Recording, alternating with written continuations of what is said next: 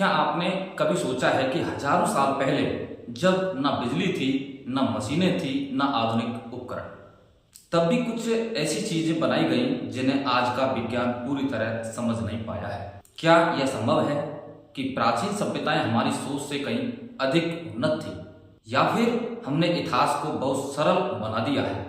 आज की इस डॉक्यूमेंट्री में हम भारत की उन 5 तकनीकों की बात करेंगे जो केवल इतिहास नहीं है बल्कि आज भी एक रहस्य है। पहला है लौह स्तंभ। जंग ना लगने वाला धातु विज्ञान। दिल्ली में खड़ा एक साधारण सा दिखने वाला स्तंभ, लेकिन यह साधारण नहीं है। यह है दिल्ली का लौह स्तंभ, करीब 1600 साल पुराना। और सबसे चौंकाने वाली बात, इस पर जंग नहीं लगती। इतने वर्षों तक बारिश, धूप, मौसम सब कुछ सहने के बाद भी यह स्तंभ लगभग सुरक्षित है। आधुनिक विज्ञान बताता है कि इसमें फास्फोरस की मात्रा अधिक है और यह एक विशेष प्रक्रिया से बनाया गया था। लेकिन सवाल यह है कि उस समय ऐसी तकनीकी कैसे विकसित हुई जब आधुनिक धातु विज्ञान भी ऐसे परिणाम हासिल करने में संघर्ष करता है। दूसरा है आयुर्वेद। शरीर को समझने की प्राचीन प्रणाली आज आधुनिक चिकित्सा तेजी से विकसित हो रही है, लेकिन भारत में हजारों साल पहले एक ऐसी चिकित्सा प्रणाली थी जो शरीर को समग्र रूप से समझती थी। आयुर्वेद यह केवल दवाइयों का विज्ञान नहीं था, यह जीवन शैली का विज्ञान था।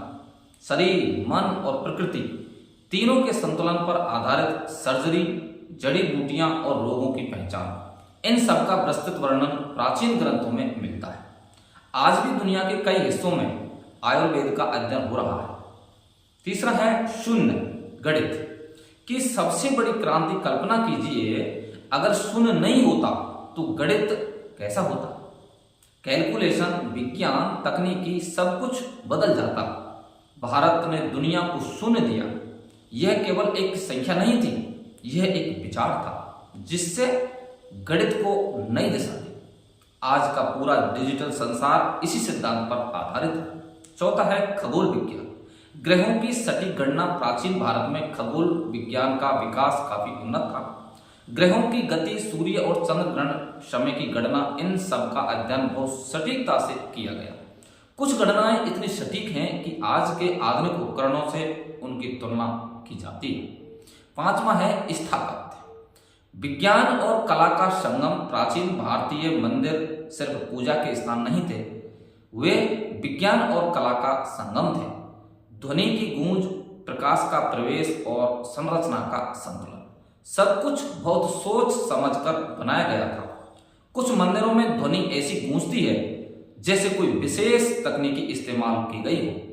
निष्कर्ष निकलता है, तो क्या प्राचीन भारत वास्तव में इतना उन्नत था, या हम आज भी उस ज्ञान को पूरी तरह समझ नहीं पाए हैं?